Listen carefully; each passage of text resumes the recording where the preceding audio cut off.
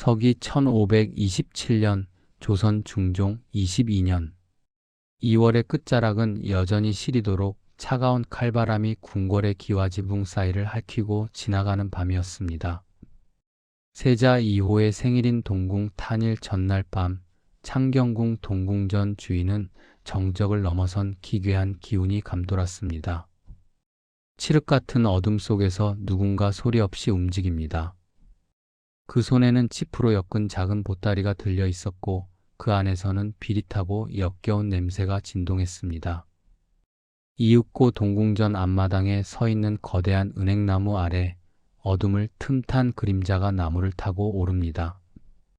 그가 나뭇가지에 무언가를 매달고 사라진 직후 궁궐의 새벽을 깨우는 비명소리가 터져 나왔습니다. 그것은 단순한 비명이 아니라 조선 왕조의 근간을 뒤흔들 피비린내 나는 저주의 서막이었습니다. 이른 새벽 동궁전의 문 안 인사를 준비하던 내관의 눈에 들어온 것은 나뭇가지에 흉물스럽게 매달린 짐승의 사체였습니다. 아니, 그것은 단순한 사체가 아니었습니다.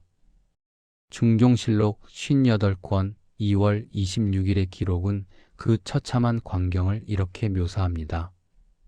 입과 귀와 눈을 불로 지져버린 쥐 한 마리가 거꾸로 매달려 있었다.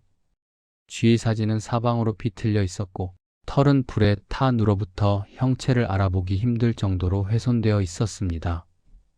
쥐는 동물의 사체라기보다 인간의 증오가 형상화된 괴물처럼 보였습니다. 새벽 이슬에 젖은 쥐의 피부는 번들거렸고 타버린 가죽 사이로 드러난 붉은 살점은 보는 이의 숨을 먹게 만들었습니다. 이 소식은 즉시 대궐 전체로 번져나갔습니다. 하지만 공포는 거기서 끝나지 않았습니다.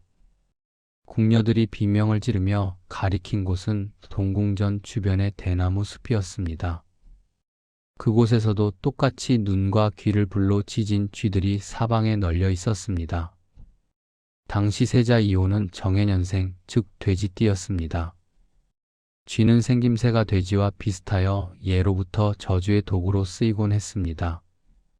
누군가 세자의 생일을 맞아 그를 저주하기 위해 이 기괴한 연극을 벌인 것이 명백했습니다. 왕실의 대통을 이을 세자를 죽이겠다는 선전포고와 다름없었습니다. 궁궐 안의 공기 자체가 얼어붙었습니다.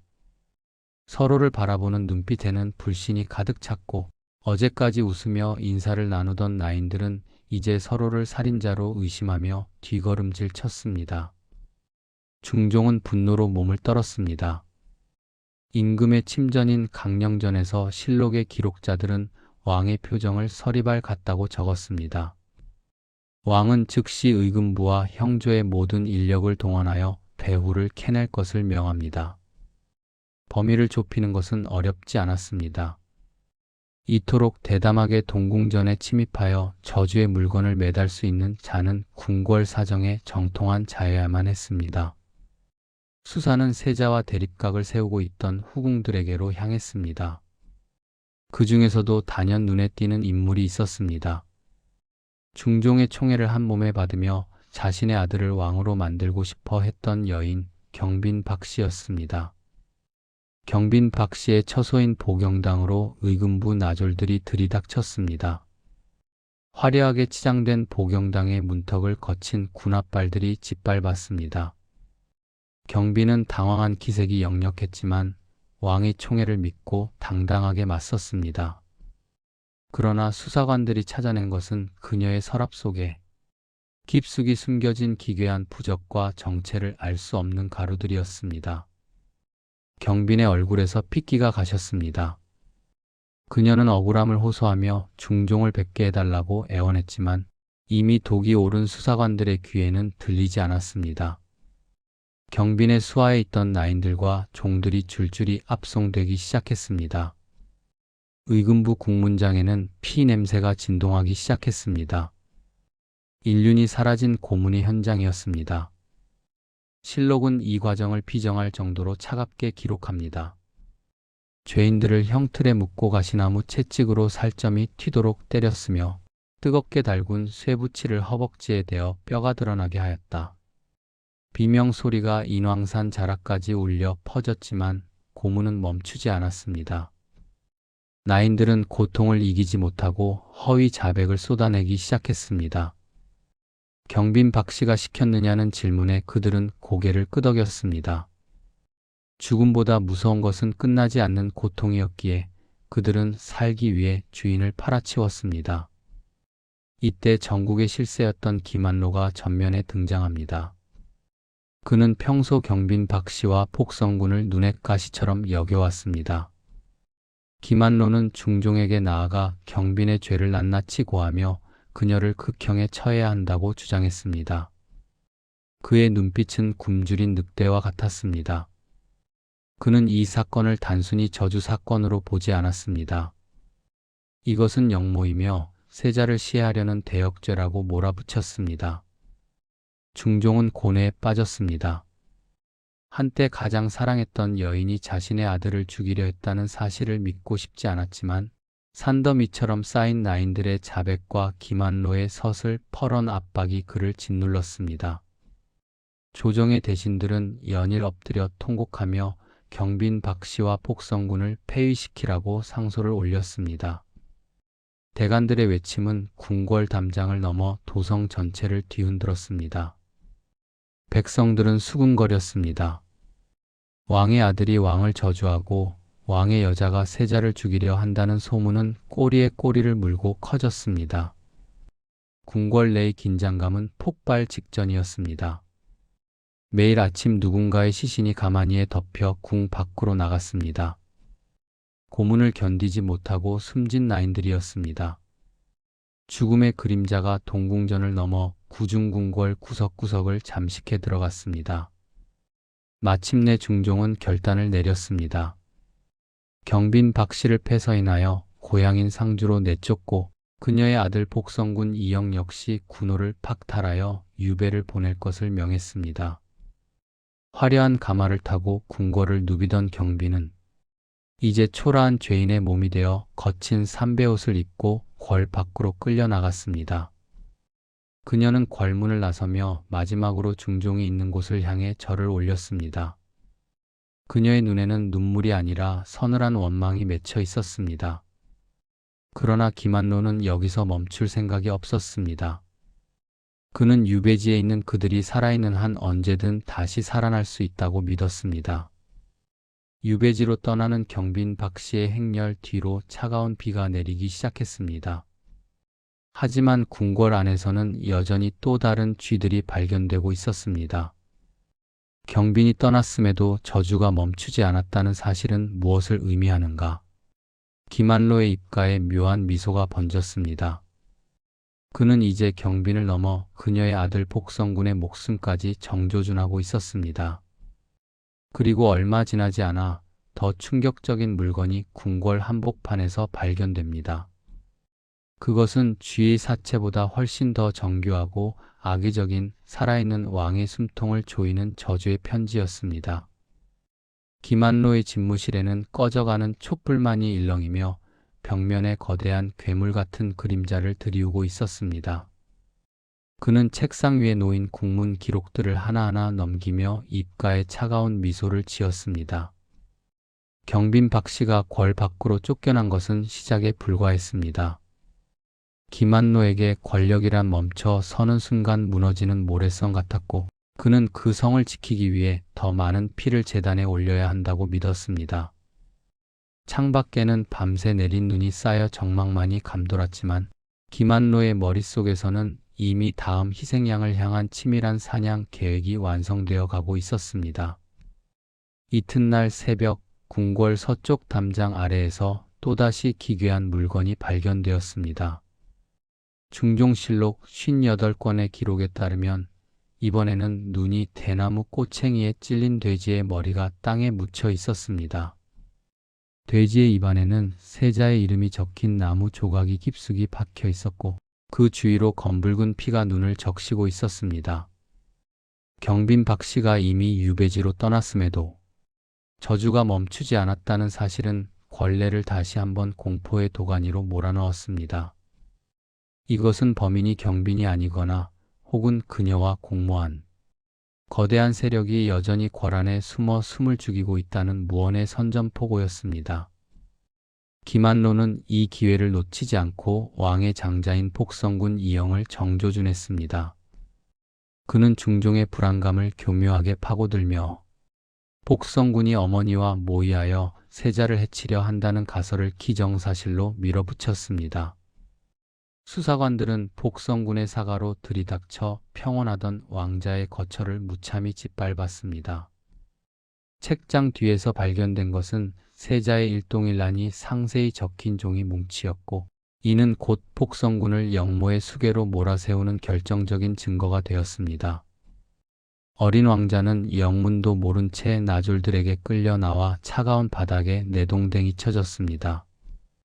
의금부의 지하 감옥은 이제 비명조차 지르지 못하는 이들의 신음으로 가득 찼습니다. 고문은 날이 갈수록 정교하고 잔인해졌습니다. 죄인을 형틀에 묶고 무릎 위에 무거운 돌을 올린 채 나졸들이 밟아대는 압슬형이 집행될 때마다 뼈가 으스러지는 소리가 지하의 습한 공기를 갈랐습니다.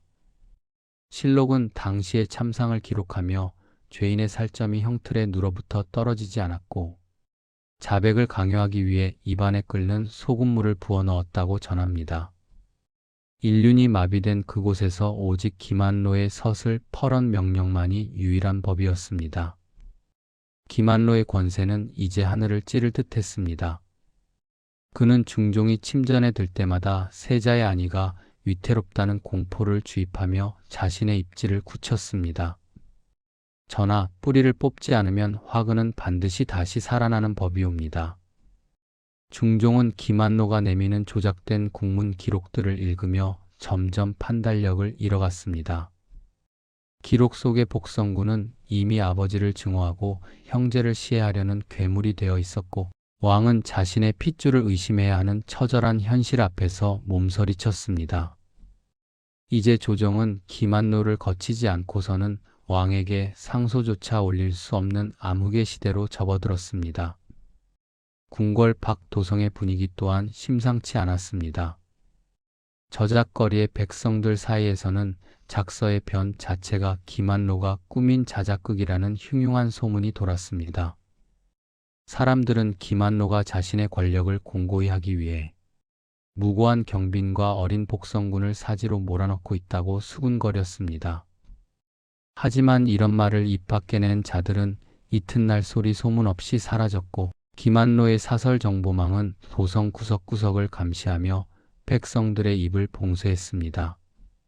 사람들은 이제 길에서 아는 이를 만나도 눈을 마주치지 못한 채 고개를 숙이고 지나쳤습니다.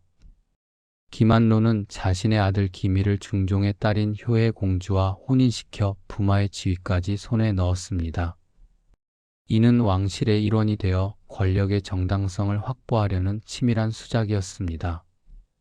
그는 궁궐의 실세인 문정왕후와도 위태로운 줄타기를 하며 자신의 자리를 위협할 수 있는 모든 경쟁자를 차례로 제거해 나갔습니다.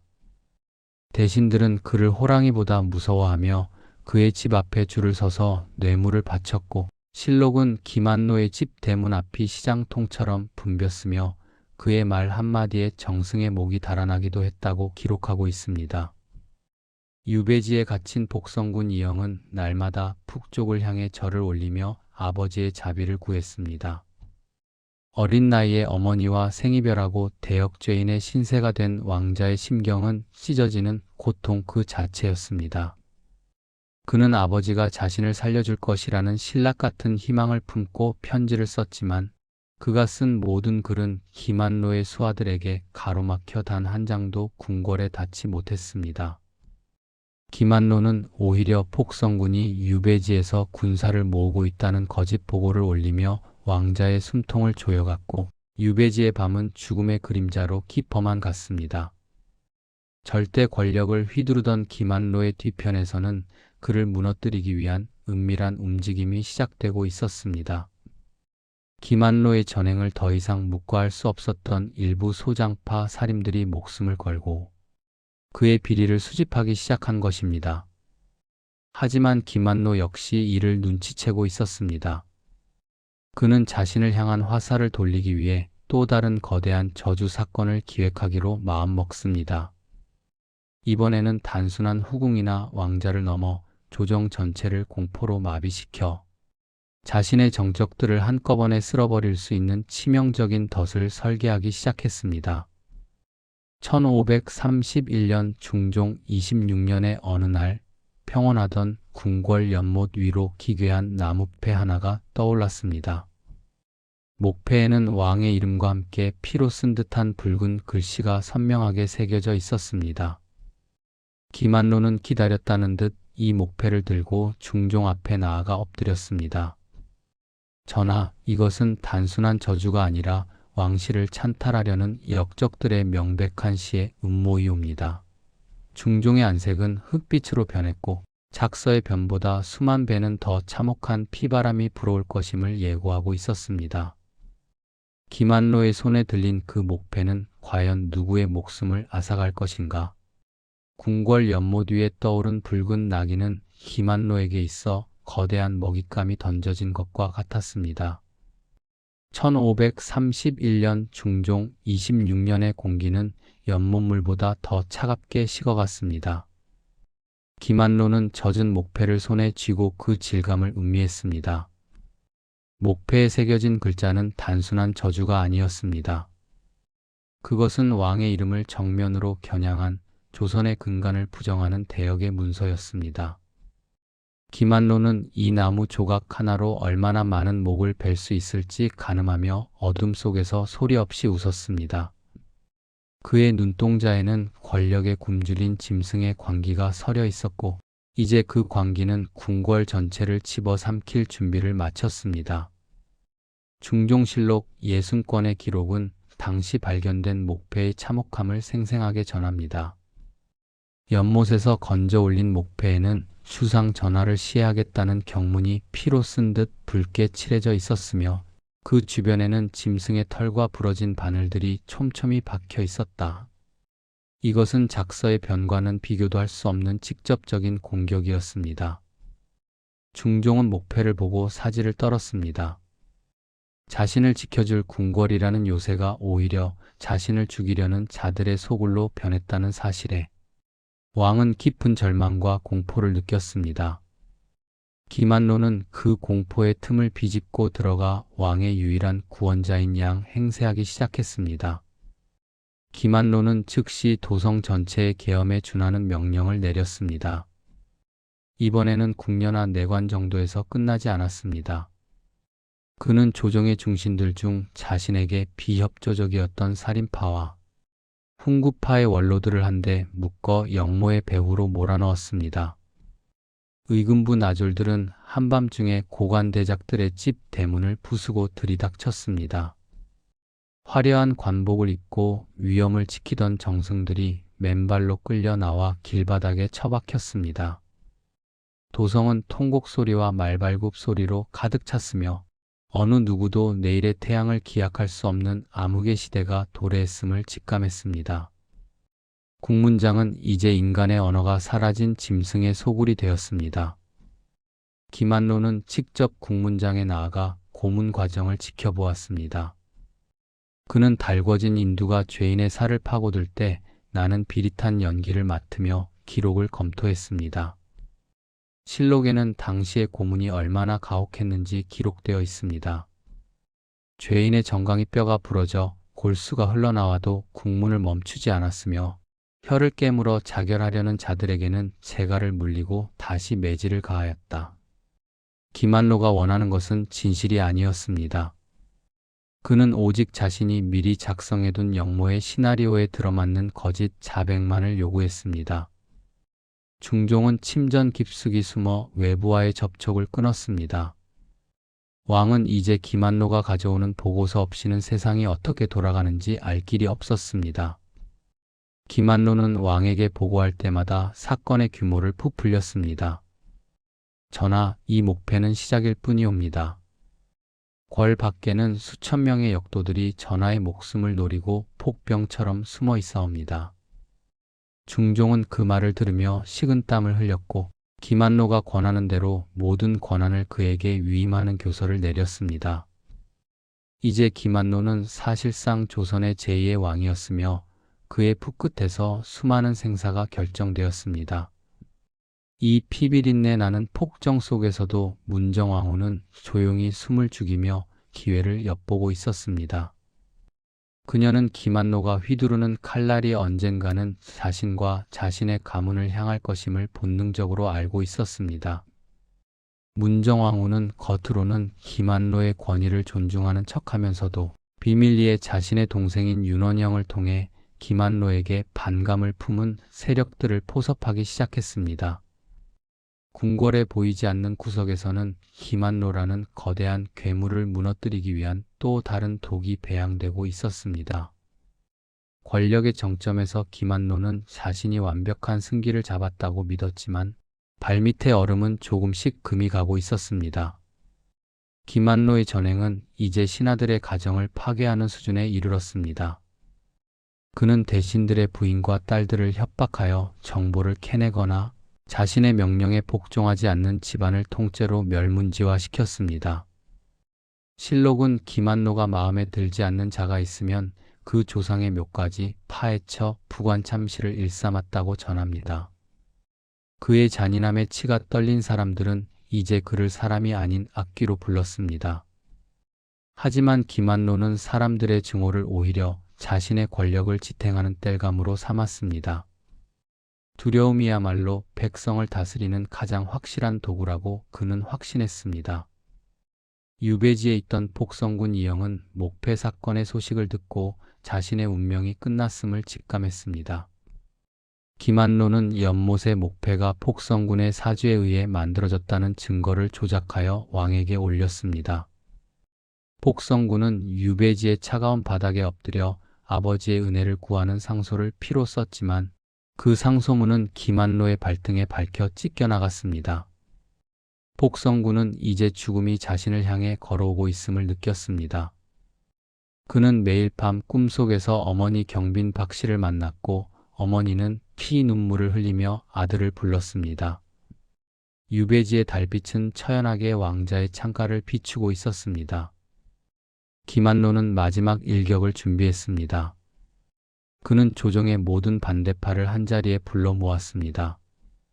그리고 그들 앞에서 연못의 목패와 똑같이 생긴 수십 개의 가짜 목패를 꺼내 놓았습니다. 너희들 중 이 목패를 만들지 않았다고 단언할 수 있는 자가 누구냐? 그의 서슬퍼런 외침에 대신들은 숨도 쉬지 못한 채 바닥에 머리를 조아렸습니다. 김한노는 미소를 지으며 한 사람씩 손가락으로 가리키기 시작했습니다. 그 손가락 끝이 가리키는 곳마다 가문이 무너지고 피가 강물이 되어 흘렀습니다. 이것은 수사가 아니라 명백한 학살이었으며 조선 건국 이래 유례없는 피의 숙청이었습니다. 모든 것이 김한노의 뜻대로 흘러가는 듯 보였습니다. 하지만 그는 미처 알지 못했습니다. 중종의 마음 깊은 곳에서 김한노에 대한 공포가 서서히 혐오와 경계심으로 변하고 있었다는 사실을 말입니다. 왕은 김한노가 가져오는 피 묻은 보고서들을 보며 문득 깨달았습니다. 자신을 노리는 진짜 저주는 연못의 목패가 아니라 바로 눈앞에서 미소 짓고 있는 김한노 그 자신이라는 것을. 중종은 떨리는 손으로 김한노에게 줄 마지막 선물을 준비하기 시작했습니다. 그것은 김한노가 그토록 원했던 권력의 끝에 기다리고 있는 차가운 사약 사발이었습니다. 그 권력의 정점은 가장 날카로운 칼날 위와 같습니다. 김한노는 이제 자신이 조선의 진정한 주인이라 믿어 의심치 않았습니다. 그는 왕의 침전 앞을 지날 때도 고개를 숙이지 않았고 그의 발소리는 궁궐의 법도마저 집어삼킬 듯 당당했습니다. 하지만 그가 내딛는 발자국마다 원한의 피가 고여있다는 사실을 그는 간과하고 있었습니다. 1531년의 겨울은 유독 길고 잔혹했습니다. 김한노의 집무실에는 매일같이 새로운 영모의 명단이 작성되었고 그 명단에 이름이 적힌 가문은 그날로 대가 끊겼습니다. 그는 자신이 공포로 세상을 다스린다고 생각했지만 사실은 스스로가 만든 공포의 감옥에 갇혀가고 있었습니다. 중종실록 예순권 12월의 기록은 김한로의 관기가 극에 달했음을 보여줍니다. 김한로가 대궐 안에 모든 우물에 독이 들었다는 헛소문을 퍼뜨려 종친들을 위협하였고, 이에 항거하는 자들은 즉시 참수하여 그 시신을 남산 아래 버렸다. 왕은 이제 자신의 수라상조차 믿지 못하는 지경에 이르렀습니다. 중종은 밤마다 누군가 자신의 목을 조르는 환각에 시달렸고, 그때마다 김한로를 불러들여 구원을 요청했습니다. 김한로는 왕의 공포를 먹고 자라는 기생충처럼 왕의 곁에서 더욱 비대해졌습니다. 그는 이제 왕의 숨소리 하나까지 통제하려 들었습니다. 이 무렵 조용히 숨을 죽이고 있던 문정왕후의 움직임이 본격화되었습니다. 그녀는 김한로가 세자 2호를 지킨다는 명목으로 다른 왕자들을 핍박하는 것을 역으로 이용했습니다.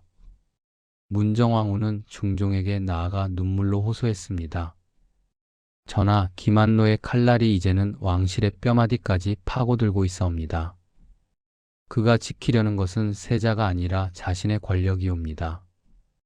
중종의 흔들리는 눈동자 속으로 문정왕후의 서늘한 경고가 박혔습니다.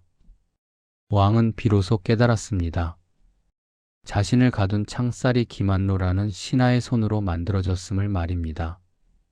의금부의 고문 방식은 이제 인간의 상상력을 초월했습니다. 김한로는 죄인의 눈을 가린 채 뜨거운 기름을 떨어뜨리거나 산채로 살점을 조금씩 베어내는 능지처참의 예행 연습을 국문장에서 벌였습니다. 비명은 벽을 뚫고 도성 백성들의 귀에까지 닿았습니다. 실록에는 고문을 견디다 못한 죄인들이 허공을 향해 김한로의 이름을 저주하며 죽어갔다고 기록되어 있습니다. 국문장은 피 냄새와 타버린 살점 냄새로 진동했고, 그곳을 드나드는 나졸들조차 정신을 놓아버릴 정도였습니다. 김한로는 그 아비규환의 한복판에서 차를 마시며 자백의 문구를 수정했습니다. 김한로는 자신의 권력을 영구화하기 위해 세자 2호와 자신의 집안을 혈연으로 묶으려 획책했습니다. 그는 세자의 주변 인물들을 자신의 측근들로 교체하고 세자의 일거수일투족을 감시했습니다. 세자는 이제 김한로가 만든 거대한 인형극의 주인공에 불과했습니다. 어린 세자는 김한로를 볼 때마다 몸을 떨었지만 그의 서슬 퍼런 위세 앞에 입을 열지 못했습니다. 김한로는 세자의 공포를 충성심으로 착각했습니다. 그는 자신이 조선의 미래까지 손에 쥐었다고 확신하며 중종을 퇴위시키고 자신이 섭정이 되는 시나리오를 구상하기 시작했습니다. 도성 밖의 민심은 이미 김한로를 떠난 지 오래였습니다.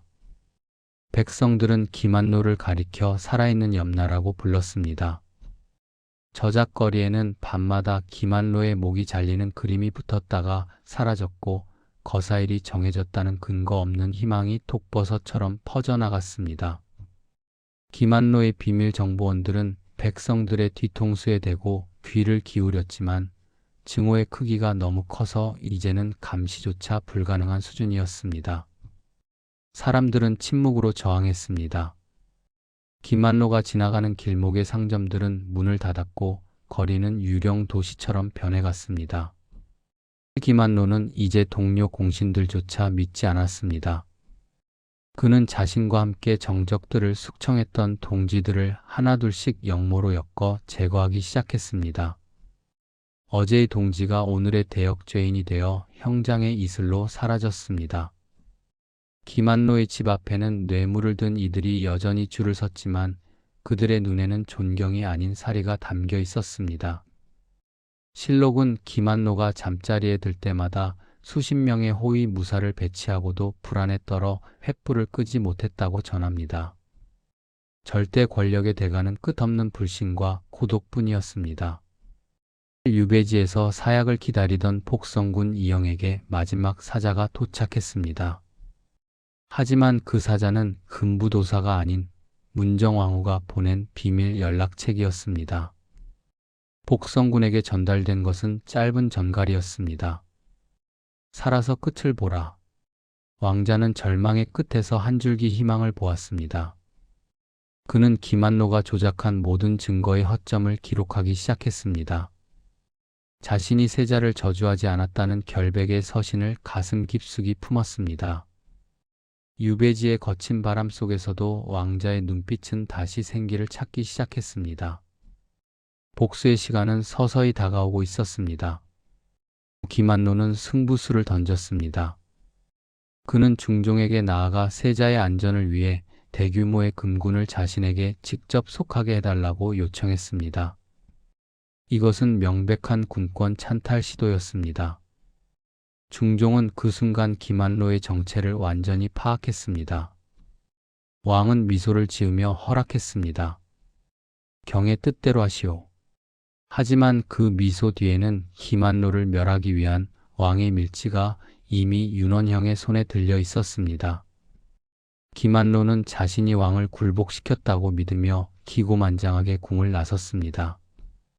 그것이 그가 궁궐의 정문을 당당히 걸어나가는 마지막 순간이었습니다.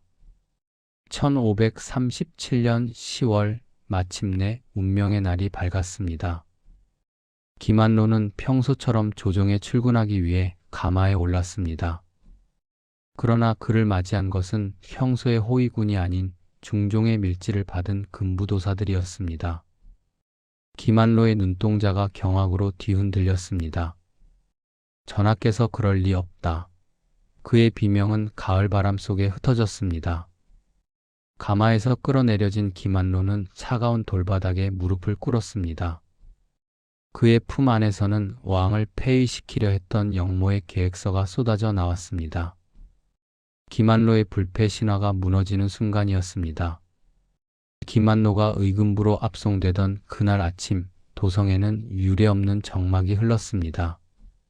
가마에서 끌어내려져 진흙바닥에 처박힌 기만로는 자신의 눈앞에 들이밀어진 중종의 친필 밀지를 보고서야 모든 것이 끝났음을 직감했습니다. 중종실록 85권 10월 24일의 기록은 이 극적인 순간을 이렇게 적고 있습니다. 기만로가 대역죄로 체포되니 도성의 백성들이 거리로 쏟아져 나와 쾌제를 불렀고 그가 지나가는 길에 돌을 던지며 악마가 물러갔다 외쳤다. 기만로는 의금부의 가장 깊고 습한 지하 감옥에 쳐넣어졌습니다. 어제까지만 해도 그가 수많은 무고한 생명을 짓밟았던 바로 그곳이 이제는 그의 마지막 무덤이 되었습니다. 이 의금부 국문장에 세워진 기만로는 더 이상 기고만장한 권력자가 아니었습니다. 그를 신문하는 자들은 어제까지 그에게 무릎을 꿇고 뇌물을 바치던 대신들이었습니다. 그들은 기만로의 눈길을 피하며 더욱 잔혹하게 문초를 가했습니다. 자신의 과거를 지우기 위해 동료였던 그를 더 철저히 파괴해야 했기 때문입니다. 기만로의 정강이 위로 줄이가 틀리고 뜨거운 인두가 그의 가슴을 찢었습니다. 그가 과거에 창조해냈던 그 모든 지옥의 풍경이 이제는 그 자신의 육신 위에서 재현되었습니다. 그는 비명을 지르는 대신 핏발선 눈으로 신문관들을 노려보며 저주를 퍼부었습니다. 기만로의 몰락과 함께 그의 가문은 순식간에 멸문지화의 길을 걸었습니다. 그의 아들이자 부마였던 기민은 공주의 남편이라는 신분도 보호막이 되지 못했습니다. 효의 공주는 이미 세상을 떠난 뒤였고 중종은 자신의 사위에게도 자비를 베풀지 않았습니다. 기만로의 집에서 쏟아져 나온 재물은 국고를 채우고도 남을 정도였으며 그가 숨겨두었던 수많은 영모의 증거와 뇌물 장부들이 백일하에 드러났습니다. 실록은 기만로의 재산을 몰수하는 데만 꼬박 사흘이 걸렸으며 그가 쌓은 부귀가 왕실의 그것보다 화려하여 보는 이들이 혀를 내둘렀다고 전합니다. 기만로의 처형 소식이 유배지에 있던 폭성군 이영에게 전달되었습니다. 하지만 그 소식은 폭성군에게 구원이 아닌 동반 몰락의 신호탄이었습니다. 기만로를 제거하기 위해 손을 잡았던 세력들은 기만로의 죄상을 낱낱이 파헤치는 과정에서 그가 조작했던 작서의 변과 목패 사건의 기록들을 다시 끄집어냈습니다. 그들은 기만로를 죽이기 위해 그가 만든 시나리오를 완성해야만 했습니다. 즉, 김한노가 죄가 되려면 그가 비호하거나 이용하려 했던 폭성군 역시 대역죄인이 되어야만 하는 역설적인 상황에 놓인 것입니다. 중종은 김한노를 제거한 후 깊은 허탈감과 두려움에 빠졌습니다. 김한노라는 방패가 사라지자 이번에는 그를 무너뜨리는데 앞장섰던 윤원형과 문정왕후의 세력이 왕의 주변을 에워싸기 시작했습니다. 왕은 자신이 또 다른 괴물을 키워낸 것은 아닌지 자책하며 밤마다 술로 시름을 달랬습니다. 실록에 따르면 중종은 김한노의 사약을 준비하며 눈물을 흘렸다고 합니다. 그것은 김한노에 대한 그리움이 아니라 신하 한 명을 죽이기 위해 자신의 자식과 여인들을 사지로 몰아넣어야 했던 왕으로서의 비참함에 대한 통곡이었습니다. 1537년 10월 27일 김한노에게 마침내 사약이 내려졌습니다. 의금부 감옥 창살 너머로 차가운 가을 달빛이 스며들었습니다. 김한노는 자신 앞에 놓인 사발을 물끄러미 바라보았습니다. 그는 죽는 순간까지도 자신의 패배를 인정하지 않았습니다. 전하께서 나를 죽이시는 것이 아니라 조선의 심장을 스스로 도려내시는 것이다. 그의 마지막 외침은 감옥의 두꺼운 벽에 부딪혀 공허하게 울려 퍼졌습니다. 사약을 들이킨 김한노는 피를 토하며 쓰러졌고 한 시대를 풍미했던 절대 권력자의 종말은 그렇게 비릿한 피 냄새와 함께 마무리되었습니다. 김한노가 죽었음에도 서늘한 칼날은 멈추지 않았습니다. 이제 화살은 유배지의 폭성군과 그의 어머니 경빈 박씨를 향했습니다. 김한노의 수하였던 자들은 자신들의 목숨을 구걸하기 위해 경빈 박씨가 실제로 저주를 주도했다고 거짓 증언을 쏟아냈습니다. 조정의 대신들은 연일 대전 앞에 엎드려 통곡하며 왕실의 기강을 바로잡기 위해 폐서인된 그들에게 사약을 내릴 것을 간청했습니다. 중종은 끝까지 버텼으나 이미 거세게 타오르는 숙청의 불길을 왕의 힘으로 끄기에는 역부족이었습니다. 마침내 폭성군 이영의 유배지에 금부도사가 나타났습니다. 왕자는 올 것이 왔다는 듯 담담하게 사약 사발을 맞이했습니다. 그는 마지막으로 아버지가 계신 북쪽을 향해 4번 절을 올렸습니다. 소신 비록 죽으나 전하를 원망하지 않사옵니다. 다만 저 세상에서 어머니를 만나거든 전하의 만수무강을 빌겠나이다. 어린 왕자의 담담한 유언은 금부도사와 나졸들의 눈시울마저 적셨습니다. 10살 남짓한 나이에 궁궐에서 쫓겨나 평생을 공포 속에 살았던 비운의 왕자는 그렇게 짧은 생을 마감했습니다. 경빈 박씨 역시 같은 날 유배지에서 죽음을 맞이했습니다. 그녀는 사약을 받기 전 자신의 머리를 정갈하게 빗고 화장을 고쳤습니다. 왕의 총애를 가장 많이 받았던 여인으로서의 마지막 자존심이었습니다. 그녀는 사약을 단숨에 들이키고 차가운 바닥에 쓰러지며 중종이 선물했던 비단 놀이개를 손에 꽉 쥐었습니다. 실록은 그녀의 죽음을 기록하며 한때 궁궐의 꽃이었던 여인이 한 줌의 재가 되어 이름 모를 사냐에 뿌려졌으니 인생의 허무함이 이와 같다고 적었습니다. 모든 피의 숙청이 끝난 후 궁궐에는 다시 평화가 찾아온 듯 보였습니다. 하지만 그것은 거대한 폭풍이 지나간 자리의 폐허와 같은 정적이었습니다. 중종은 세자 2호를 불러 그의 손을 꼭 잡았습니다. 내가 너를 지키기 위해 너무 많은 피를 흘렸구나. 세자는 말없이 눈물을 흘렸습니다. 연못의 목패도 불탄 쥐도 이제는 사라졌지만 그 상처는 조선 왕조의 가슴에 깊은 흉터로 남았습니다. 그리고 궁궐의 어두운 구석에서는 김한노가 남긴 권력의 공백을 차지하려는 새로운 세력들의 눈빛이 번뜩이기 시작했습니다. 피바람이 휩쓸고 간 궁궐에 찾아온 정적은 평화가 아닌 도끼를 품은 안개와 같았습니다. 김한노와 경빈 박씨 그리고 폭성군까지 사라진 자리에 남은 것은 거대한 권력의 진공 상태였습니다. 중종은 텅 빈 보경당을 바라보며 깊은 상실감에 빠졌습니다. 한때 가장 사랑했던 여인과 장성한 아들을 자신의 손으로 죽여야 했던 왕의 심장은 이미 검게 타버린 재와 같았습니다. 하지만 권력의 생리는 비정했습니다. 김한노의 시신이 식기도 전에 권례에는 그가 남긴 빈자리를 차지하려는 새로운 발소리들이 은밀하게 울려 퍼지기 시작했습니다. 그 중심에는 침묵으로 일관하며 때를 기다려온 문정왕후와 그녀의 가문인 소윤 세력이 있었습니다.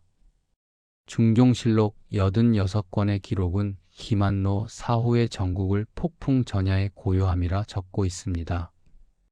김한노의 일파가 숙청되자 조정의 대신들은 서로의 눈치를 보며 새로운 실세에게 줄을 서기 시작했고, 왕은 침전 밖으로 나오지 않은 채 정사를 멀리하였다. 중종은 이제 아무도 믿지 못하는 의심의 병에 걸려 있었습니다. 그는 자신을 보필하는 내관의 손조차 거부했고, 수라상에 올라오는 음식마다 독이 들었을지 모른다는 공포에 질려 식사를 거부하기 일쑤였습니다. 왕의 권위는 땅에 떨어졌고 궁궐은 주인 없는 집처럼 황량해져 갔습니다. 이 틈을 타 문정왕후의 동생 윤원영이 전면에 등장합니다. 그는 김한노를 무너뜨리는 데 결정적인 역할을 했던 밀지를 전달한 장본인이었습니다. 윤원영은 김한노와는 또 다른 의미의 도끼를 품은 인물이었습니다. 그는 김한노가 힘으로 세상을 억눌렀다면 자신은 교묘한 이간책과 혈연을 이용해 조정을 장악하려 했습니다. 윤원영은 누이인 문정왕후와 손을 잡고 장차 태어날 왕후의 소생을 왕으로 만들기 위한 거대한 포석을 두기 시작했습니다. 이것이 훗날 조선을 피로 물들일 대윤과 소윤의 처절한 권력 투쟁의 서막이었습니다. 세자 이호는 이제 궁궐에서 가장 외로운 존재가 되었습니다. 자신을 지지해주던 후궁들은 숙청되었고 아버지는 공포에 질려 자신을 멀리했습니다. 문정왕후는 세자에게 겉으로는 인자한 어머니의 모습을 보였지만 그녀의 차가운 눈빛은 세자의 가슴을 서늘하게 만들었습니다. 실록에는 세자가 밤마다 악몽에 시달리며 잠꼬대로 살려달라 울부짖었다는 나인들의 증언이 기록되어 있습니다. 세자는 자신이 앉은 자리가 언제 무너질지 모르는 살얼음판임을 직감했고 그를 보호할 수 있는 것은 오직 자신의 외삼촌인 유님과 대윤 세력뿐이었습니다. 궁궐의 지하 깊숙한 곳에서는 여전히 저주의 흔적들이 발견되고 있었습니다. 김한노가 죽었음에도 불구하고 누군가에 의해 의도적으로 뿌려진 기괴한 부적들이 문정왕후의 처소 주위에서 발견되었습니다. 이것은 단순한 저주가 아니라 세자 세력인 대윤 측에서 문정왕후를 압박하기 위해 벌이는 고도의 심리전이었습니다. 문정왕후는 부적을 손에 쥐고 차갑게 웃었습니다. 내 놈들이 나를 저주한다 하여 내가 무너질 줄 아느냐. 그녀는 이 저주 사건을 역이용하여 대윤 세력을 일거에 소탕할 계획을 세우기 시작했습니다. 도성의 백성들은 김한노가 죽으면 세상이 좋아질 것이라 믿었지만 현실은 더욱 혹독했습니다. 김한노의 빈자리를 채운 공신들은 백성들의 고열을 짜내는 일에 더 혈안이 되어 있었습니다. 시장에는 물건이 돌지 않았고 가뭄까지 겹쳐 굶어 죽는 이들이 속출했습니다. 백성들은 다시 수군거렸습니다. 김한노는 악마였지만 지금의 권력자들은 그보다 더한 식기들이다. 민심은 흉흉해졌고 도성 곳곳에서는 알 수 없는 불길이 치솟는 괴현상이 반복되었습니다. 이는 조선이라는 거대한 배가 서서히 침몰하고 있다는 징조였습니다. 조정의 중심들은 이제 두 편으로 갈라져 서로의 목에 칼을 겨누었습니다. 세자를 지지하는 유님의 대윤 세력과 문정왕후의 아들을 지지하려는 윤원형의 소윤 세력은 매일 아침 조정에서 피 튀기는 설전을 벌였습니다. 실록은 이들의 대립을 두고 한 울타리 안에 두 마리의 호랑이가 사는 형국이라 묘사했습니다. 중종은 이들의 싸움을 중재할 힘도 의지도 없었습니다. 왕은 그저 술잔 뒤로 숨어 그들이 서로를 물어뜯는 광경을 무력하게 지켜볼 뿐이었습니다. 왕권은 허울 뿐이었고 권력은 윤씨 가문이 손안에서 놀아나고 있었습니다. 유배지에서 살아남은 경빈 박 씨의 일가들은 복수를 꿈꾸며 어둠 속으로 숨어들었습니다. 그들은 김한노를 몰락시켰던 정보망을 가동하여 문정왕후와 윤원형의 비리를 수집하기 시작했습니다. 그들에게는 이제 지켜야 할 가문도 명예도 없었습니다. 오직 자신들의 주인을 죽음으로 몰아넣은 이 궁궐 전체를 불태워버리겠다는 증오만이 남았습니다. 그들은 도성의 거지에 섞여들어가 민심을 선동하고 궁궐 내에 불만 섞인 나인들을 포섭하여 거대한 거사를 준비했습니다. 문정왕후는 마침내 자신의 야욕을 드러냈습니다. 그녀는 중종에게 나아가 세자의 건강이 위태로우니 만약의 사태를 대비해 원자를 보호할 수 있는 강력한 군사 조직을 신설해야 한다고 주장했습니다. 이것은 사실상 세자를 폐위시키고 자신의 아들을 왕위에 올리기 위한 사전 작업이었습니다. 중종은 왕후의 서슬퍼런 요구에 차마 거절의 말을 내뱉지 못했습니다. 왕후의 권세는 이미 김한노의 전성기를 넘어서고 있었으며 그녀의 뒤에는 칼날을 갈고 있는 소윤의 무사들이 버티고 있었습니다. 1538년 정월 새해를 알리는 종소리가 도성에 울려 퍼졌습니다. 하지만 궁궐 정문 앞에는 누군가에 의해 목이 잘린 개들의 사체가 수십 마리나 늘어놓여 있었습니다. 그 사체들의 피는 하얀 눈을 붉게 적시며 기괴한 문양을 그려냈습니다. 그것은 문정왕후와 소윤 세력을 향한 백성들의 저주이자 보이지 않는 적이 보낸 최후 통첩이었습니다. 문정왕후는 그 광경을 보며 소름 끼치는 미소를 지었습니다. 이제 조선은 김한노라는 개인의 광기를 넘어 가문과 가문이 맞붙는 거대한 내전의 소용돌이 속으로 빨려 들어가고 있었습니다. 1538년의 봄은 왔으되 궁궐의 온기는 여전히 겨울의 끝자락에 머물러 있었습니다. 문정왕후는 이제 단순한 왕비가 아닌 조정의 실질적인 안주인으로서 그 위세를 떨치기 시작했습니다. 그녀는 세자 2호의 주변을 자신의 사람들로 촘촘히 포위했습니다. 세자가 먹는 음식, 세자가 읽는 책, 심지어 세자가 잠드는 시간까지도 왕후의 귀로 보고되었습니다. 중종실록 87권은 이 시기의 분위기를 왕의 권위는 그림자와 같고 왕후의 명령은 서슬퍼런 칼날과 같았다고 기록하고 있습니다. 중종은 병세가 깊어짐에 따라 정사를 문정왕후와 윤원형에게 의탁했고 이는 대음과 소윤의 갈등을 폭발 직전의 화약고로 몰아넣었습니다. 이 무렵 동궁전에서는 기이한 현상이 반복되었습니다. 세자가 잠든 밤이면 어디선가 여인의 구슬픈 울음소리가 들려왔고 아침이면 세자의 침소 문 앞에 붉은 피로 쓴 원자가 새겨져 있었습니다. 세자 2호는 극심한 공포에 시달리며 건강이 급격히 악화되었습니다. 실록의 기록에 따르면 세자는 매일같이 가위에 눌려 비명을 질렀으며 의원들은 그 원인을 찾지 못해 전전긍긍했다고 합니다. 이것은 단순히 원혼의 소행이 아니었습니다. 소윤 세력이 세자의 정신을 갉아먹어 스스로 왕위를 포기하게 만들려는 고도의 심리적 고문이었습니다. 윤임은 세자를 지키기 위해 대윤 세력을 결집했습니다. 그는 중종을 찾아가 눈물로 호소하며 소윤의 전행을 막아달라고 청했습니다. 하지만 중종은 이미 판단력을 잃고 문정왕후의 치마폭 뒤에 숨어 있었습니다. 왕은 윤임의 간언을 듣는 척하면서도 정작 결정적인 순간에는 윤원형의 손을 들어주었습니다. 대윤 세력은 이제 궁지에 몰린 쥐와 같았습니다. 그들은 세자를 보호한다는 명목으로 궁궐 내에 사설 무장 세력을 잠입시키기 시작했고 궁궐의 담장 안쪽은 매일 밤 소리 없는 칼부림과 암투가 벌어지는 전쟁터로 변했습니다. 문정왕후는 자신의 아들인 경원대군을 왕위에 올리기 위해 더욱 노골적인 행보를 보였습니다. 그녀는 경원대군을 중종의 침전에 수시로 들려 왕의 애정을 독점하게 했으며 대신들에게는 경원대군의 영특함을 과장하여 선전했습니다. 문정왕후의 눈에는 이제 병약한 세자는 걸림돌일 뿐이었습니다. 그녀는 윤원영에게 은밀히 지시하여 세자의 뒤를 봐주는 대윤 세력의 비리를 조작하기 시작했습니다. 김한로가 썼던 수법을 이제는 문정왕후가 더욱 정교하게 다듬어 사용하고 있었던 것입니다.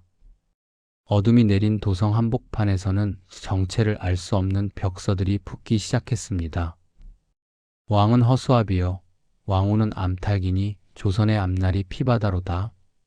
이 벽서들은 굶주린 백성들의 울분을 대변하고 있었습니다.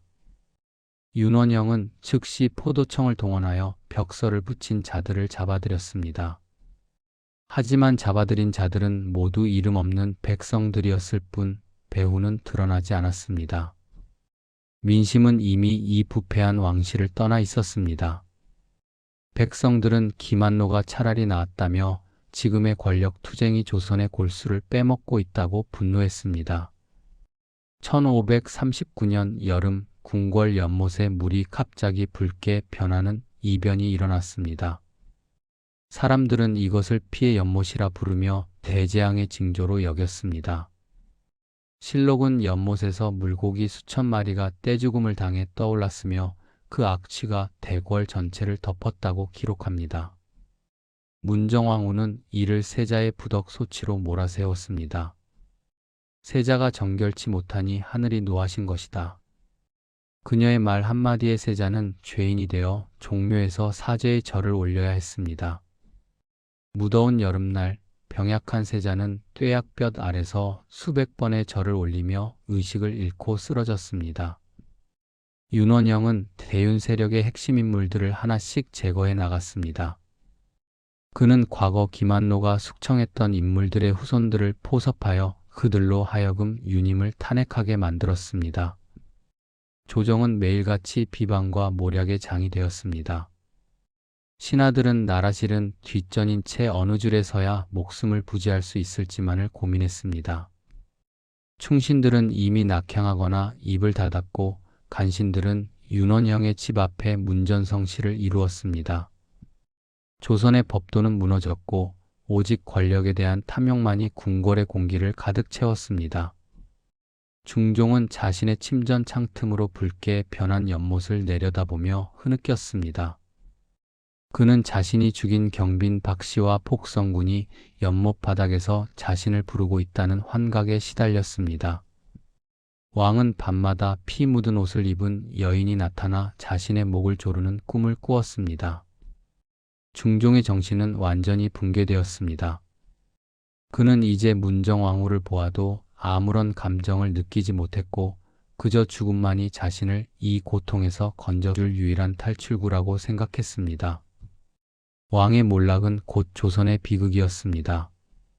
문정왕후는 최후의 수단으로 저주의 쿠판을 기획했습니다. 그녀는 전국의 무속인들을 권례로 불러들여 세자의 수명을 깎는 기도를 올리게 했습니다. 깊은 밤 궁궐 후원에서는 푹소리와 방울소리가 끊이지 않았습니다. 이것은 금기 중의 금기였으나 문정왕후를 막을 수 있는 자는 아무도 없었습니다. 세자 이호는 그 소름 끼치는 방울소리를 들으며 피를 토했습니다. 세자의 방 안에는 정체 모를 인형들이 곳곳에서 발견되었고 인형의 가슴에는 날카로운 바늘들이 박혀 있었습니다. 1539년 가을 중종은 마지막으로 세자를 불렀습니다. 왕은 떨리는 손으로 세자의 얼굴을 만지며 말했습니다. 내가 너에게 이 지옥을 물려주는구나. 그것은 왕의 사죄이자 유언과도 같았습니다. 하지만 그 대화조차 문정왕후의 귀에 들어갔고 그녀는 중종의 마지막 자비마저 끊어버리기로 결심했습니다. 왕의 병세가 위중해졌다는 소식이 도성에 퍼지자 대윤과 소윤은 각자의 무기를 점검하며 마지막 결전을 준비했습니다. 이제 조선은 왕의 죽음과 동시에 거대한 피해 잔치를 벌일 준비를 마친 셈이었습니다. 서기 1544년 조선의 하늘이 무겁게 가라앉았습니다. 38년이라는 긴 세월 동안 왕자를 지켰던 중종의 숨소리가 이제 꺼져가는 촛불처럼 가늘어졌습니다. 창경궁 환경전의 공기는 죽음의 냄새와 긴장감으로 가득 찼습니다. 침전 밖에서는 대윤의 유님과 소윤의 윤원영이 각자의 사병들을 궁궐 근처에 배치하고 왕의 마지막 유언이 어디로 향할지 숨을 죽이며 지켜보고 있었습니다.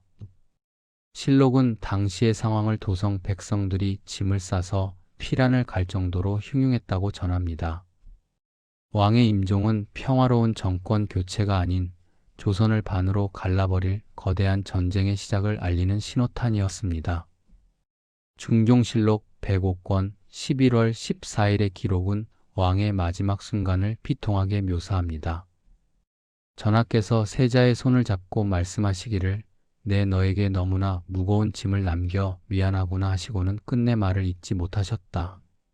중종은 눈을 감는 순간까지도 자신이 죽인 여인들과 아들의 환영을 보았을지도 모릅니다.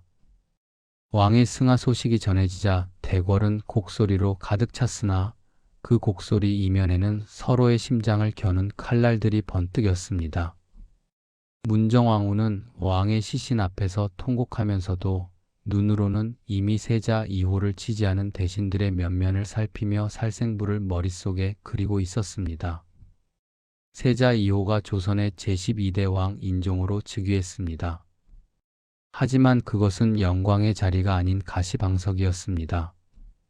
인종은 즉위하자마자 김한로와 문정왕후에 의해 억울하게 죽어간 이들의 신원을 복권하려 노력했습니다. 그는 경빈 박씨와 폭성군의 명예를 회복시키고 사림의 인재들을 다시 등용하여 도덕 정치를 실현하려 했습니다. 그러나 인종의 몸은 이미 수년간의 심리적 고문과 스트레스로 인해 망가질 대로 망가진 상태였습니다. 인종은 즉위 직후부터 극심한 각혈에 시달렸으며 그가 마시는 탕약에는 언제나 문정왕후의 감시가 따라붙었습니다. 문정왕후는 이제 대비가 되어 더욱 막강한 권력을 휘둘렀습니다. 그녀는 인종이 자신의 뜻대로 움직이지 않자 노골적으로 적대감을 드러냈습니다. 실록의 야사에는 대비가 인종을 향해 우리 모자를 언제 죽일 작정이냐며 소리를 질렀고 인종은 그 소리를 들을 때마다 가슴을 쥐어짜며 괴로워했다고 적혀 있습니다. 인종은 효심이 깊어 대비의 모욕을 묵묵히 견뎌냈으나 그것은 오히려 대비에게 인종의 약점을 노출하는 꼴이 되었습니다. 소윤 세력은 인종이 후사가 없다는 점을 집요하게 파고들며 정통성을 공격했습니다. 윤원영은 김한로보다 더 치밀한 방식으로 조정을 장악해 나갔습니다. 그는 자신의 첩 정난정을 통해 궁궐 내부의 정보를 손바닥 보듯 파악했습니다. 정난정은 나인들을 매수하여 인종의 건강 상태를 실시간으로 윤원형에게 보고했고 인종의 수라에 조금씩 독을 섞는다는 소문이 도성 전체에 파다했습니다. 인종은 자신이 죽어가고 있음을 알면서도 대비를 배려하여 이를 묵인했습니다. 그는 조선의 왕으로서가 아니라 한 여인의 아들로서 죽음을 받아들이려 했습니다. 인종의 성군다운 면모는 역설적으로 그를 죽음으로 몰아넣는 독이 되었습니다. 1545년 여름, 인종의 병세가 회복 불가능한 상태에 빠졌습니다. 인종은 자신이 죽으면 어린 동생인 경원대군이 왕위에 오를 것이고 그렇게 되면 문정왕후의 세상이 될 것임을 예견했습니다. 그는 마지막 힘을 다해 유님에게 세력을 보존하여 동생을 지켜달라고 부탁했습니다. 하지만 유님은 인종의 죽음 뒤에 닥칠 피바람을 막기엔 너무나 무력했습니다. 인종은 즉위 9개월 만에 31살의 젊은 나이로 생을 마감했습니다. 실록은 인종의 죽음을 두고 하늘이 조선의 복을 거두어 가셨다고 통탄했습니다. 인종의 시신이 채 식기도 전에 문정왕후는 경원대군을 왕위에 올렸습니다. 그가 바로 조선의 제13대 왕 명종입니다. 명종은 겨우 12살의 어린아이였고 문정왕후는 수렴청정을 통해 조선의 절대 권력자로 군림하게 되었습니다. 윤원영은 영의정 이상의 권세를 누리며 대윤 세력에 대한 대대적인 숙청을 준비했습니다. 이제 우리를 가로막을 자는 아무도 없다. 윤원영의 웃음소리가 인종의 상중인 궁궐대전까지 울려 퍼졌습니다. 이것은 조선 역사상 가장 참혹한 사화 중 하나인 을사사화의 전주곡이었습니다. 윤원영은 인종이 죽은 원인이 유님과 그 일파가 왕을 독살하려 했기 때문이라는 해괴한 죄명을 조작했습니다. 김한로가 썼던 조작의 기술이 이제는 국가의 공식적인 숙청 도구로 사용되었습니다. 대윤 세력의 중신들이 줄줄이 압송되었습니다. 유님은 끝까지 인종에 대한 충성을 외쳤으나 그의 목에는 이미 차가운 칼날이 닿아 있었습니다. 국문장에는 다시 피냄새가 진동했고 인종이 아꼈던 수많은 인재들이 형장의 이슬로 사라졌습니다. 문정왕후는 그 피해 현장을 직접 참관하며 자신의 권력을 공고히 했습니다. 문정왕후의 수렴청정 기간 동안 조선은 암흑기로 접어들었습니다. 그녀는 불교를 숭상한다는 명목으로 전국에 사찰에 막대한 재물을 쏟아부었고 백성들은 굶주림에 지쳐 자식을 팔고 산으로 숨어들었습니다. 윤원영과 정난정은 매관매직을 일삼으며 전국의 비옥한 토지를 독점했습니다. 실록은 당시의 상황을 백성의 뼈는 하얗게 들판에 널려 있고 권력자들의 집에서는 고기 썩는 냄새가 진동했다고 적었습니다. 인종이 꿈꿨던 도덕 정치는 신기루처럼 사라졌고 탐욕과 광기만이 조선의 대지를 지배했습니다. 어린 명종은 어머니 문정왕후의 치마폭 뒤에서 눈물을 흘리며 허수아비 왕으로 살아가야 했습니다. 왕은 가끔 비밀리에 인종의 무덤을 찾아가 통곡했습니다. 형님, 이 나라가 어찌하여 일이 되었습니까? 하지만 그 눈물조차 문정왕후의 감시망을 피할 수 없었습니다. 문정왕후는 명종을 찾아가 매질을 하며 왕의 권위를 짓밟았습니다. 조선은 이제 한 여인의 손바닥 위에서 신음하고 있었고 그 비극의 끝은 아직 멀리 있었습니다. 궁궐의 어둠은 더욱 깊어졌고 죽은 인종의 영혼만이 바람이 되어 권례를 떠돌 뿐이었습니다.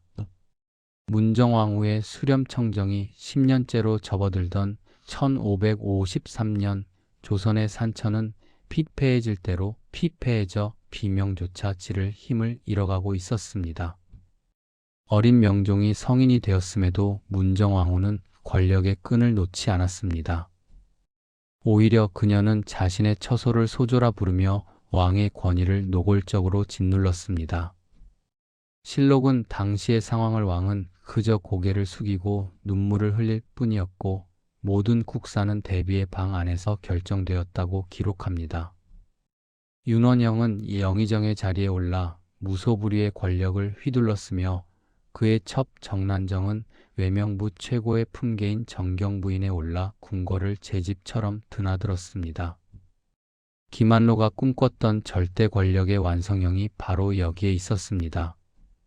명종실록 15권은 이 시기 가장 충격적인 사건 중 하나인 양재역 벽서 사건을 전합니다. 경기도 양재역 벽에 여주가 위에서 정권을 잡고 간신 이기등이 아래에서 권세를 농간하고 있으니 나라의 망함이 멀지 않았다는 내용의 글이 붙었습니다. 이는 문정왕후를 정면으로 겨냥한 백성들의 마지막 저항이었습니다. 대비는 격노했습니다. 그녀는 이를 빌미로 남아있던 살림 세력의 씨를 말리기로 결심했습니다. 김한로가 쥐를 이용해 공포를 조장했다면 문정왕후는 글자 한자 한자를 피로 씻어내며 자신의 권위를 위협하는 모든 입을 봉쇄했습니다. 윤원영의 권세는 이제 왕실의 재정까지 좀먹었습니다. 그는 전국 각지의 비옥한 토지를 강제로 빼앗아 자신의 가문 소유로 만들었으며 그가 거느린 노비만 수천 명에 달했습니다. 정난정은 매관매직을 통해 얻은 재물로 매일같이 호화로운 잔치를 벌였습니다. 실록은 윤원영의 집 대문 앞에는 청탁하러 온 이들이 바친 뇌물이 산더미처럼 쌓여 있었고 그 냄새가 도성만리까지 진동했다고 비판합니다. 백성들은 흙을 파먹으며 연명하고 있었으나 권력자의 집에서는 고기가 썩어 나가는 모순된 풍경이 조선의 일상이 되었습니다. 명종은 이제 어머니의 그림자에서 벗어나기 위해 몸부림치기 시작했습니다. 그는 비밀리에 신하들을 불러 모아 윤원영의 전행을 막을 방법을 논의했습니다. 하지만 문정왕후의 감시망은 왕의 침전 천장까지 닿아 있었습니다. 대비는 명종을 불러다 앉혀놓고 왕의 뺨을 때리며 꾸짖었습니다. 내가 너를 왕으로 만들었는데 감히 내 은혜를 모르느냐. 명종은 어머니의 매질 아래에서 흐느끼며 자신의 무능함을 탓했습니다. 왕의 눈물은 궁궐 바닥을 적셨으나 그 눈물로 씻어내기엔 조선의 부패는 너무나 깊고 끈질겼습니다. 이 시기 조선 전역은 거대한 도적대의 출현으로 몸살을 앓았습니다. 그 중심에는 전설적인 의적 임꺽정이 있었습니다. 굶주림에 지친 백성들은 관할을 습격하고 곡식을 나누어주는 임꺽정에게 열광했습니다. 이것은 단순한 범죄가 아니라 문정왕후와 윤원영의 폭정에 대한 민중의 거대한 항거였습니다. 실록은 도적의 무리가 관군을 비웃으며 도성 인근까지 출몰했으나 조정은 이를 막을 힘이 없었다고 적고 있습니다. 권력자들은 내부의 적을 죽이는 데는 능했으나 백성의 고통을 돌보는 데는 무능하기 짝이 없었습니다. 문정왕후는 자신의 불안을 종교의 의지에 해소하려 했습니다. 그녀는 승려보호를 총애하여 선종과 교종을 부활시키고 전국에 수많은 사찰을 중건했습니다. 유교 국가인 조선에서 이는 천인공노할 일이었습니다. 성균관 유생들이 대궐 앞에 엎드려 통곡하며 보호의 목을 칠 것을 간청했지만 문정왕후는 오히려 그들을 체포하여 고문했습니다. 궁궐 안에서는 매일같이 연불 소리가 끊이지 않았고 백성들의 고열은 금칠된 불상 위로 쏟아졌습니다. 대비는 극락왕생을 꿈꿨으나 그녀가 발을 딛고 있는 조선은 이미 생지옥이었습니다. 1560년대에 접어들며 문정왕후의 건강에도 적신호가 켜졌습니다. 수십 년간 권력의 중심에서 수많은 피를 묻혀온 그녀의 육신은 급격히 쇠약해졌습니다. 하지만 그녀는 죽음의 문턱 앞에서도 권력을 놓지 않았습니다.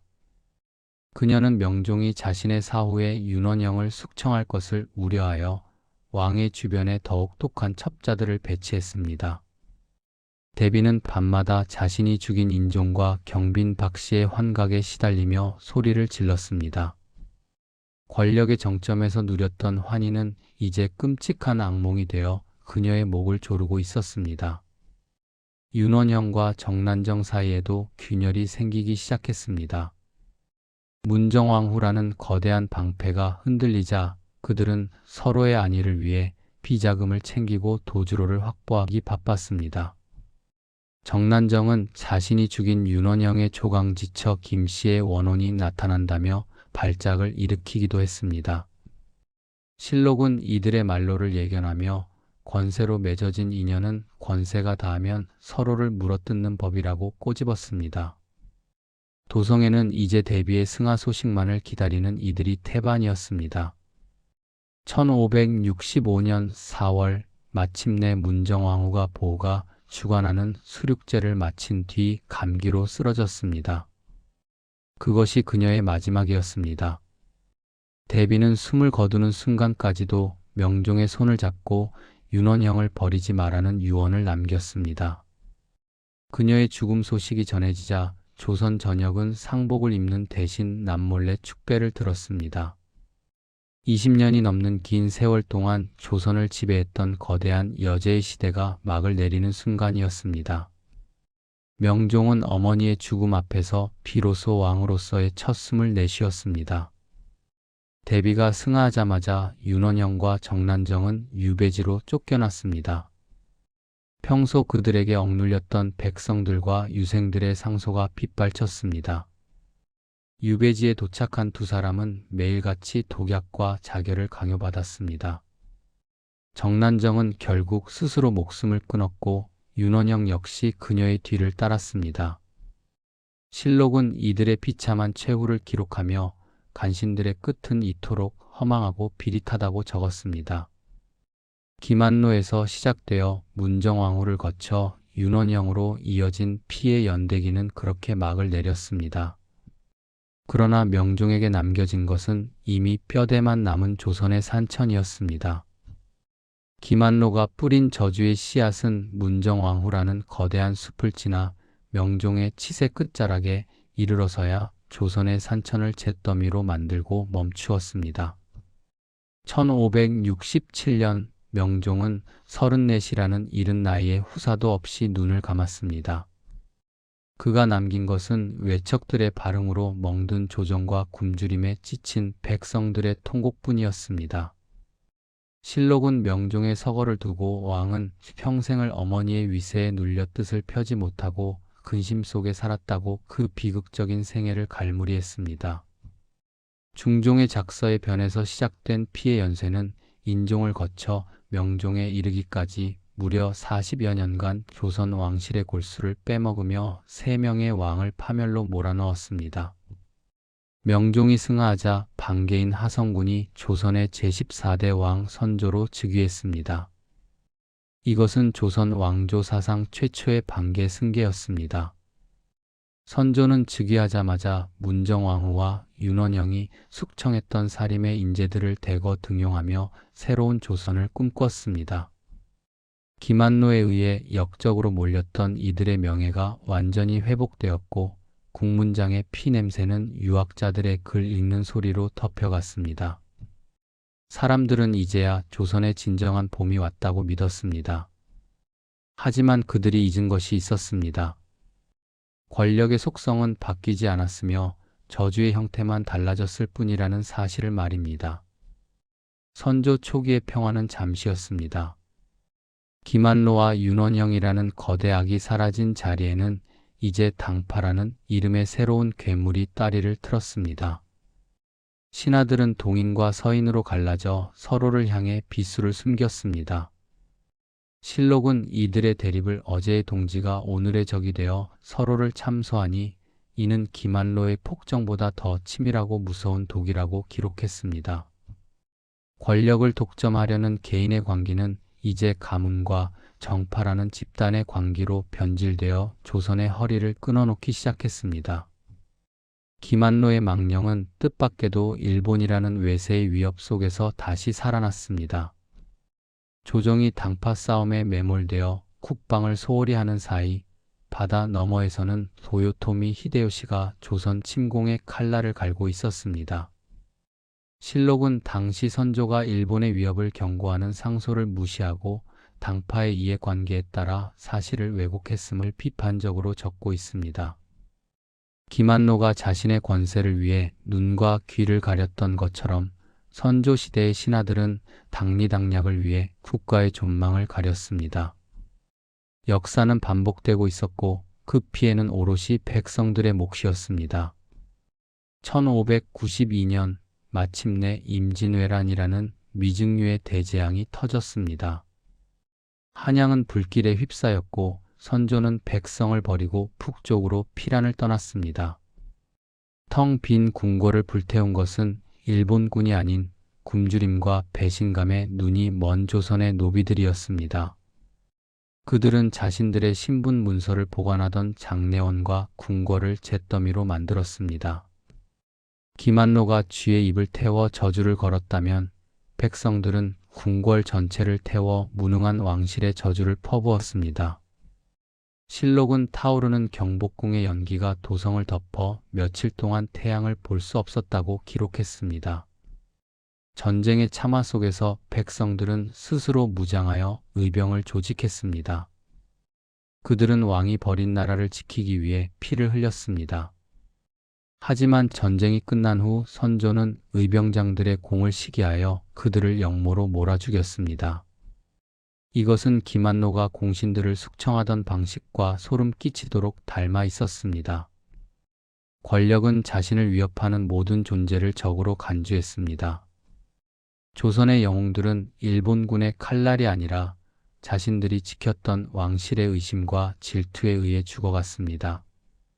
저주는 이제 왕실의 생존 본능이 되어 조선의 영혼을 갉아먹고 있었습니다. 광해군의 즉위와 몰락 또한 이 피의 연대기의 연장선이었습니다. 광해군은 전쟁의 상처를 치유하려 노력했으나 인목대비와의 갈등과 폐모살제라는 인륜의 비극에 휘말렸습니다. 문정왕후가 인종을 핍박했던 것처럼 광해군 역시 자신의 왕자를 지키기 위해 어린 동생을 죽이고 어머니를 유폐했습니다. 실록은 광해군의 실정을 두고 권력에 대한 집착이 인륜을 저버리게 하니 이는 예전에 보았던 비극의 반복이라고 개탄했습니다. 결국 인조 반정이 일어났고 조선은 또다시 피해 숙청에 휘말렸습니다. 조선 후기로 갈수록 권력은 특정 가문이 독점하는 세도 정치로 변질되었습니다. 김한노 한 명의 권세가 이제는 안동 김씨, 풍양 조씨라는 거대 가문이 집단 권세가 되었습니다. 왕은 다시 허수아비로 전락했고 백성들은 매관매직과 삼정의 문란에 신음했습니다. 실록은 이 시기를 나라의 기틀이 무너져 내리고 백성은 산채로 지옥을 경험하고 있다고 적었습니다. 중종 때 쥐의 사체를 매달아 세자를 저주했던 그 기괴한 악인은 이제 조선 전체를 썩게 만드는 거대한 질병이 되었습니다.